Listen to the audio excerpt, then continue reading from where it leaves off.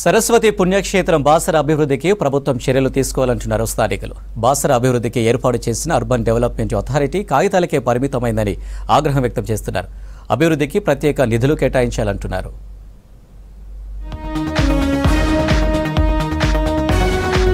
బాసర దక్షిణ భారతదేశంలో ఏకైక సరస్వతి పుణ్యక్షేత్రం. వందల ఏండ్ల కిందట ఇక్కడ సరస్వతీదేవి ప్రత్యక్షమైనట్లు చెప్తుంటారు. దక్షిణాది రాష్ట్రాల ప్రజలు బాసరకు వచ్చి పవిత్ర గోదావరిలో స్నానాలు చేసి తమ పిల్లలకు అక్షరాభ్యాసం చేయిస్తారు.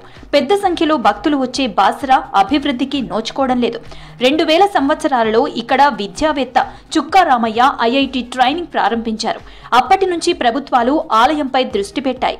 హుడా ఆధ్వర్యంలో 5 కోట్లు కేటాయించి అభివృద్ధి పనులను చేపట్టారు. సరస్వతి ఆలయ అభివృద్ధికి 50 కోట్ల రూపాయలు కేటాయించినా ఇప్పటి వరకు అభివృద్ధి పనులు ప్రారంభం కాలేదు.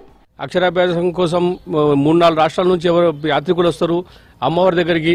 ఇప్పటికీ వాళ్ళకు ఎలాంటి సౌకర్యం, నీళ్లు లేవు, పాలు లేవు, ఎలాంటి అసలు ఈవెన్ వాష్రూమ్లు కూడా వాళ్ళకు లేవు. వాళ్ళు ఎంత పడతారంటే ఒక్కొక్కసారి 6-7 గంటలు దర్శనంకు టైం పడుతుంది. టైం పట్టినా కూడా అట్లనే వచ్చి ఏడ్చుకుంటూ పిల్లలతో వస్తారు, ఏడ్చుకుంటూ వెళ్ళిపోతారు. కానీ ఎలాంటి అభివృద్ధి లేదు. గ్రామాలకు వెళ్ళలేని పరిస్థితి ఉంది. వర్షాలు పడితే గ్రామాలలో వెళ్ళలేని పరిస్థితి ఉంది. రోడ్లు లేవు, నాలాలు లేవు, వాళ్ళకు మంచినీటి సౌకర్యాలు లేవు. ఎలాంటి అభివృద్ధి లేదు. అప్పుడు ఎట్లా ఉండేనో 2003లో ఇప్పుడు కూడా అలాగే ఉంది. మీరు బాసర అమ్మవారిపై దృష్టి పెట్టి తక్షణమే నిధులు కేటాయించాలని కోరుతా ఉన్నాను. అదేవిధంగా ఇక్కడ బుడా ఏదైతే బుడా ఉన్నదో బుడాలోని మా అనుబంధ ఏవైతే గ్రామాలు ఉన్నాయో ఆ గ్రామాలకు సరైనటువంటి రోడ్డు లేదు. ఇప్పుడు ఓని నుండి అటు కిరుగుల వరకు ఇక్కడ టాక్లీ దోడాపూరు మరి ఎక్కడ వేసినా అక్కడ ఇది ఉంది. అదేవిధంగా ఇరిగేషను మరి మోటార్లు లేక మరి రైతులు కూడా చాలా ఇబ్బంది పడుతూ ఉన్నారు. ఒక్క రూపాయి కూడా నిధులు రాలేదు. ఇక్కడ అక్షరాభ్యాసం చేసుకున్న వారందరూ ఉన్నత స్థాయికి వెళ్తారన్నది ఇక్కడ ప్రతీది. వాస్తవంగా అందరూ కూడా ఉన్నత స్థాయికి వెళ్తారు కూడా. ఈ అమ్మవారి అనుగ్రహిస్తుంది భక్తులందరికీ. కానీ ఈ నాయకులు ఇప్పుడున్న చిత్తశుద్ధి లేదు. ఇప్పుడున్న ముఖ్యమంత్రి కానీ రేవంత్ రెడ్డి గారు మీరు ఒక్కసారి మా బాసర గ్రామాన్ని దృష్టిలో ఉంచుకొని అమ్మవారి అభివృద్ధి పదంలో నడిపించే విధంగా మీరు నిధులను శాంక్షన్ చేసి బాసర అర్బన్ డెవలప్మెంట్ అథారిటీని నియమించారు. బీఆర్ఎస్ 10 ఏళ్ల పాలనలో బాసర అభివృద్ధికి నోచుకోలేదనే విమర్శలు ఉన్నాయి. బాసర అర్బన్ డెవలప్మెంట్ అథారిటీని ఏర్పాటు చేసి 21 ఏండ్లవుతున్నా కార్యాచరణ చర్యలు చేపట్టలేదు. పక్కనే గోదావరి ఉన్నా తాగునీటి కోసం ఇబ్బందులు పడుతున్నారు బాసర మండల ప్రజలు. 3 ఏళ్ల కిందట బాసరను మండలంగా ఏర్పాటు చేశారు. మండలంలో సుమారు 26,000 మంది జనాభా నివసిస్తున్నారు. మౌలిక సదుపాయాలు లేకపోవడంతో ప్రజలు అవస్థలు పడుతున్నారు.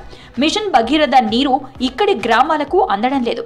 బాసర మండల పరిస్థితి చూస్తే ఆనాటి మాజీ ఎమ్మెల్యే విఠలరెడ్డి గారు కాంగ్రెస్ హస్తం గుర్తు మీద గెలిచి మళ్ళీ టీఆర్ఎస్ లకు పోతున్న నియోజకవర్గం అభివృద్ధి చెందుతుంది, బాసర్ని డెవలప్మెంట్ చేస్తా అని చెప్పి టీఆర్ఎస్ కండువ కప్పుకోవడం జరిగింది. మరో రెండవసారి కూడా ఎమ్మెల్యే అయింది. 10 సంవత్సరాలు ఎమ్మెల్యే ఉండి టీఆర్ఎస్ ప్రభుత్వం 10 సంవత్సరాలకు ఉన్న బాసర మండలాలను కానీ ఎటువంటి అభివృద్ధి చేయకపోవడం సిగ్గుచేటుగా భావిస్తుంది. 2003లో అప్పటి ప్రభుత్వం బాసర డెవలప్మెంట్ అథారిటీ ఏర్పాటు చేసింది. బాసర పరిసరాల్లోని 12 గ్రామాలను విలీనం చేస్తూ బుడా పరిధిలోకి తీసుకువచ్చారు. ఈ గ్రామాల్లో అభివృద్ధి కోసం మొదట 100 కోట్ల నిధులు కేటాయించారు. 2004 అప్పటి ముఖ్యమంత్రి వైఎస్ రాజశేఖర్ రెడ్డి ప్రభుత్వం IIITని బాసరలో ఏర్పాటు చేసింది. తెలంగాణ ఉద్యమంతో బుడా ఏర్పాటు నత్తనడకన కొనసాగింది. 2014లో తెలంగాణ రాష్ట్ర ఏర్పాటు తర్వాత బుడా కార్యాచరణకు నోచుకోలేదు. మా ఉన్నతాధికారులు కమిషనర్ గారిని వారిని కూడా సంప్రదించడం జరిగింది. వారికి కూడా మొత్తం ఎక్స్ప్లెయిన్ చేయడం జరిగింది. వారు కూడా కొన్ని చిన్న మార్పులు కూడా చెప్పారు. అది తీసుకొని మళ్ళీ మా మినిస్టర్ గారికి కూడా చూపిద్దామన్నారు. ఇప్పుడు చూపించి వారి ద్వారా మనం ముందుకెళ్ళడం జరుగుతుందండి. అటువంటి వాళ్ళు మాకేమైతే అప్లికేషన్లు అట్లేమి ఇవ్వలేదు. అది ఏమైనా ఉంటే గవర్నమెంట్ నిర్ణయిస్తుంది. మేము మాత్రం ఇప్పుడు ఆల్రెడీ ప్లాన్లు ఎస్టిమేట్లు అన్నీ సిద్ధంగా ఉన్నాయి కాబట్టి గవర్నమెంట్ ఏమైనా ఉత్తర్వులు జారీ చేస్తే మేము ముందుకెళ్తాం. బాసర అభివృద్ధిపై ప్రభుత్వం ఫోకస్ పెట్టాలంటున్నారు పరిసర గ్రామాల ప్రజలు.